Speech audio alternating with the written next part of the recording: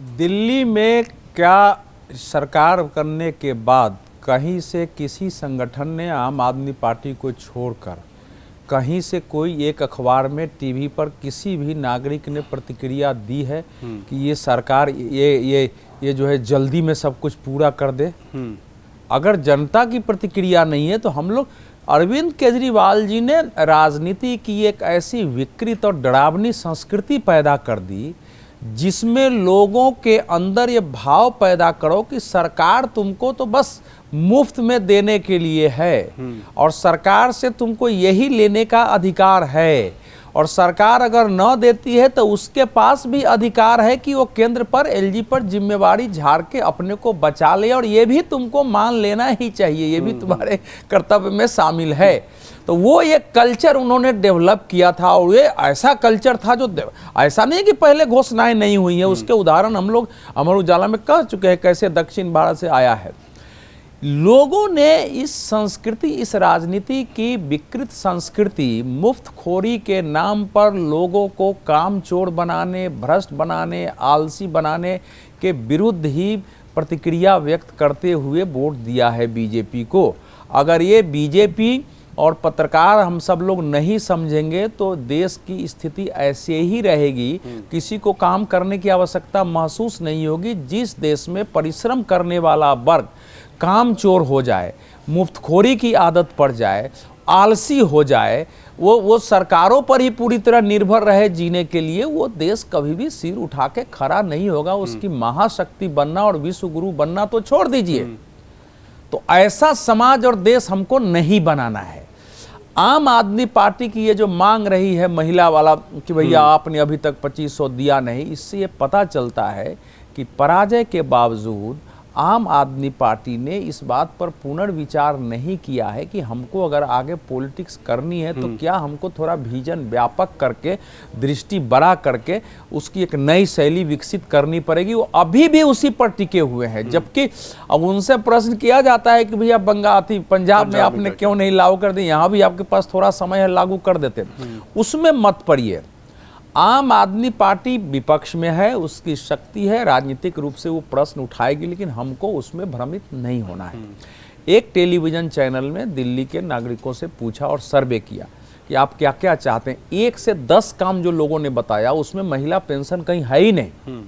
लोगों ने उसमें सड़क की बात की है, सबसे पहले तो जो है लोगों ने यहाँ की हवा की बात की है, यमुना की बात की है, घरों में साफ पानी आए कि हमको खरीद कर न पीना पड़े, इसकी बात की है। लोगों ने कहा है कि भाई ये जो मोहल्ले क्लिनिक है, इतनी गंदगी है, इसकी जगह जो पहले वाले हमारे एमसीडी के, एनडीएमसी के, फलाने के और सरकार के जो डिस्पेंसरियाँ वगैरह थी उसको पुनर्जीवित करिए। वो पुराने लोगों से मिले नहीं, लोगों को तो पता नहीं था, पुराने लोगों ने ये सब बताया है। स्कूलों के बारे में बात की है, आप देख लीजिए उसमें नहीं है। यही सब चीज़ें हैं।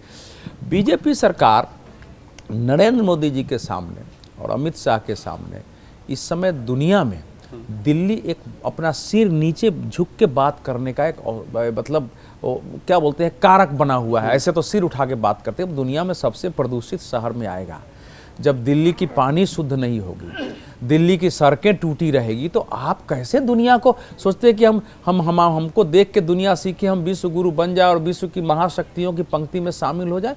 तो ये एक चैलेंज है उनके लिए। अब मुझे उम्मीद है जितना मैं उनके काम करने के तरीके, उनकी सोच, उनका अप्रोच और दूरगामी दृष्टि से कदम उठाते हुए देखा है, उसमें दिल्ली आने वाले समय में आपको दुरुस्त मिलेगी बहुत हद तक। 100% तो कोई आदर्श नहीं बना सकता है, लेकिन अभी इसमें क्या त्वरित कर देंगे आप बताइए ना। क्या दिल्ली की सड़कें दिनों दिन में गड्ढे बदल जाएंगे? टाइम बाउंड में हो सकता है, उसमें कम से कम 6 महीना समय तो सड़कों से कूड़ा तो उठवा सकते हैं। सुनिए तो कूड़ा का अंबार अभी भी सड़क पर लगा। कोई प्रायोरिटी क्या की बात नहीं कर रहा। सुनिए, प्रायोरिटी क्या होनी चाहिए? सबसे पहले प्रायोरिटी है कि हमको साफ हवा मिले। उसके लिए गंदगी की सफाई जो है वही आ रहा हूं। 2-3 चीजें, गंदगी की सफाई, यमुना की थोड़ी शुद्धता और थोड़ी सड़कों की मरम्मती, ताकि गाड़ियां उतनी रुक के न चलें। गाड़ियां अपने स्मूथ में चलेंगी तो घटेगा। 3 पहली प्रायोरिटी है। बाद में जो प्रायोरिटी है 5 स्टार से जो चूल्हे आते हैं तंदूर वाले, उनको हटाना, उनको रिप्लेस करना, वो बहुत अलग अलग चीजें होती है। तो इस पर जहाँ तक मुझे कैबिनेट की मीटिंग हुई, अमित शाह के साथ सिर्फ बैठे हैं, प्राइम मिनिस्टर से सब मिले हैं, वो एक प्लानिंग सारी बन रही है और टाइम बाउंड में काम होगा। दिल्ली बिल्कुल स्वच्छ होनी चाहिए, लेकिन हम सब की भी आदत उसमें बिगड़ी हुई है। प्रधानमंत्री ने तो झाड़ू उठवा दिया, मैं भी अपनी गाड़ी में जो है वो लाठी में 3-3 झाड़ू बांध के ही गाड़ी में चलता था कि जहाँ गंदगी हो उतार के झाड़ू लगाए। वो भी क्रांति दौर खत्म हो चुका है, उसके बाद गंदगी नहीं गई है। तो हमको भी अपना कल्चर बदलने की जरूरत है कि ये जो माइंडसेट है इसकी डिमांड करें। ये जो माइंडसेट है कि सरकार से हमारे घर में पैसे ले जाए, और अच्छी बात है कि बीजेपी ने इसकी शुरुआत महाराष्ट्र से की है कि भाई वादा किया तो किया, लेकिन अब धीरे धीरे इसको अगर खत्म करना है तो इसको प्रैग्मेटिक लाना पड़ेगा कि भैया अब इतना नहीं कर सकते, इतना हमको है देंगे। उम्मीद है कि दिल्ली में शुरू में भले दे दें, आगे यहां भी घटाने की प्रक्रिया शुरू करनी पड़ेगी ताकि ये कल्चर वो दिया जाए। और दिल्ली, मुझे लगता है कि आने वाले समय में एक विश्व में सिर उठा करके दिल्ली के नागरिक कहीं जाए तो बताए कि हम दिल्ली शहर में रहते हैं। ऐसे भारतीय जनता पार्टी की सरकार बनाएगी और उस दिशा में कोशिश शुरू हुई है।